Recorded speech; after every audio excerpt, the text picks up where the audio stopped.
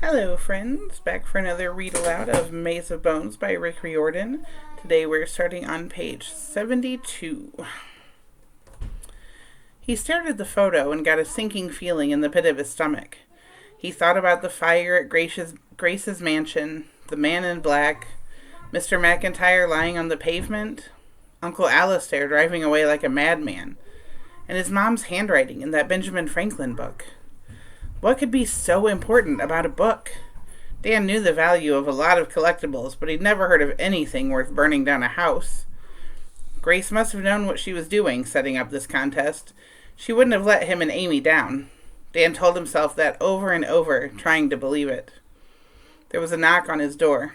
He took the plastic sleeve with the photograph out of the album and slipped it in his bag. He zipped it shut just as the door opened. "Hey, dweeb," Amy said, but she didn't really sound mean. "You almost done?" Yeah, I'm good." She'd taken a shower and changed clothes, back into her regular jeans and green t-shirt. She frowned at his full duffel bag, then looked at all the bins sitting in the closet. Dan guessed she could tell he hadn't sorted through them. "You could, take a backpack, too," she offered, "if that helps." Coming from Amy, it was a pretty nice thing to say, but Dan stared at his closet. Somehow he knew he wouldn't be coming back here ever again. "Amy, how much money do you think we'll get for the jewelry?" Her hand went to her neck, and Dan realized she was wearing Grace's jade necklace. I don't know." Dan understood why she looked guilty. He wasn't an expert at jewelry prices, but he figured that necklace was one of the most expensive pieces in the box. If she kept it, they wouldn't get nearly as much. "They'll rip us off," he warned. "We don't have time to do it right, and anyway, we're just kids. We'll have to take the jewelry to somebody who can give us cash without asking a lot of questions.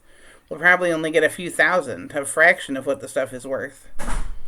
"We'll need transportation for 3 people," Amy said uncertainly, "and hotels and food." Dan took a deep breath. "I'm going to sell my cards and coins. There's a shop down the square." "Dan, you've spent years collecting that stuff." "It'll double our money. The store will rip me off, but I can get 3,000 easy for all of it." Amy stared at him like he'd dropped in from outer space. "Dan, I think the smoke messed up your brain. Are you sure?" For some weird reason, he was. He wanted to go on this clue hunt more than he wanted his collection. He wanted to get back at whoever had burned down Grace's house. He wanted to find the secret of the 39 clues. Most of all, he wanted to finally use that stupid passport and make his parents proud. Maybe along the way he'd find new photos for his album. "I'm sure," he said. Amy did something completely disgusting. She hugged him. "Gross," Dan protested. He pushed her away. Amy was smiling, but she had tears in her eyes. "Maybe you're not such a dweeb," she said. "Yeah, well, stop crying already and let's get out of... Wait, where are we going?"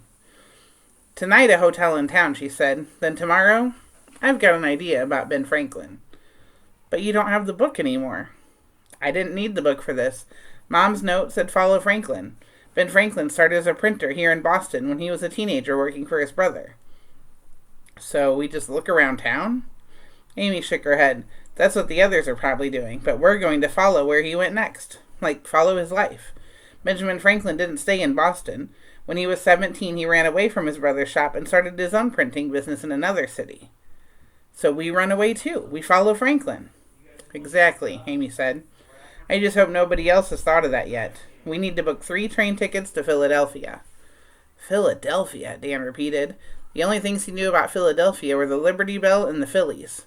"So when we get there, what do we look for?" Amy touched the jade necklace like it might protect her. "I'm guessing a secret that could get us killed." A mile away in Copley Square, Irina Spassky, codenamed Team 5, was worrying about her poison. She had loaded her fingernail injectors with the usual mixture, but she feared it would not be enough for this meeting. Back in the Cold War, she and her KGB colleagues used poison-injecting umbrellas or spray-painted toxins on toilet seats. Those were the good old days. Now Irina worked by herself, so she had to keep things simple. The needles extended when she bent back her fingers at the first joint. They were almost impossible to see and caused only a tiny pinprick sensation.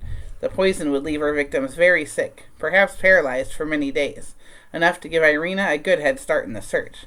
Best of all, the poison was completely untraceable and had no antidote. Unfortunately, it was slow acting. Her victims might not show symptoms for 8 hours or more.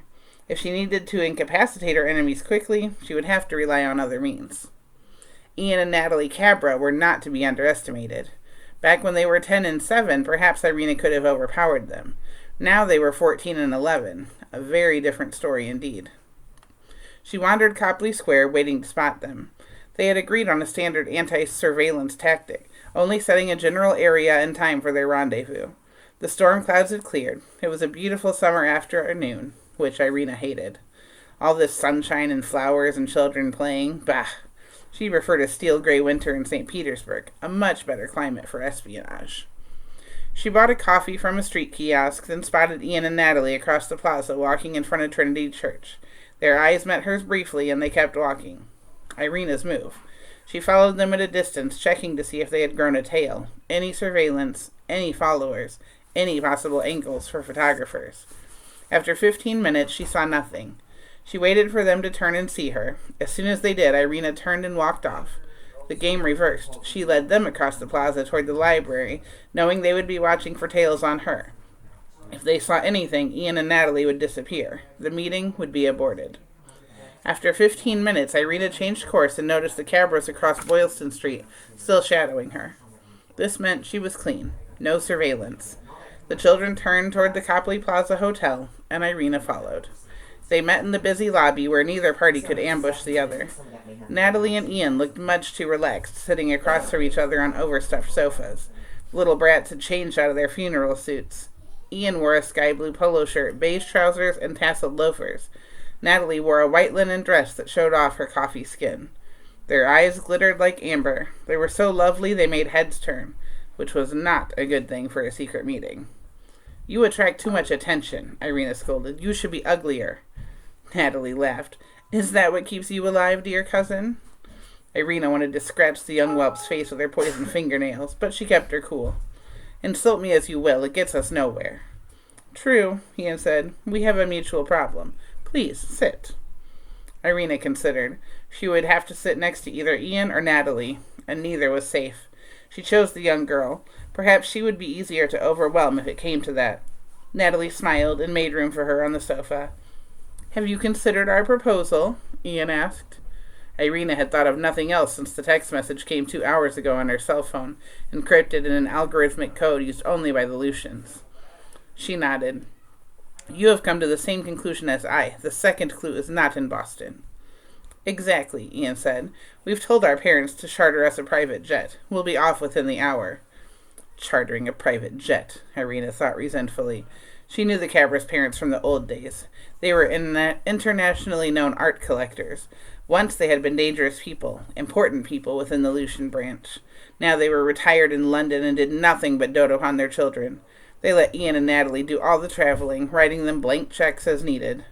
What did these brats care about the 39 clues? This was just another adventure to them. Irina had her own reasons for hunting the treasure. Much more personal reasons. The Cabras were too rich, too smart, too proud. Someday, Irina would change that. "So," Irina said, "where will you go?" Ian sat forward and laced his hands. He didn't look 14 years old. When he smiled, he looked evil enough to be an adult. "You know it's about Benjamin Franklin." "Yes." "Then you know where we're going, and you know what we're after." "You also know," Natalie purred, "that we can't allow the secret to fall into anyone else's hands. As Lucians, we should work together. You should set the trap." Irina's eye twitched the way it did when she was nervous. She hated that it did this, but she could not stop it. "You could set the trap yourself," she said.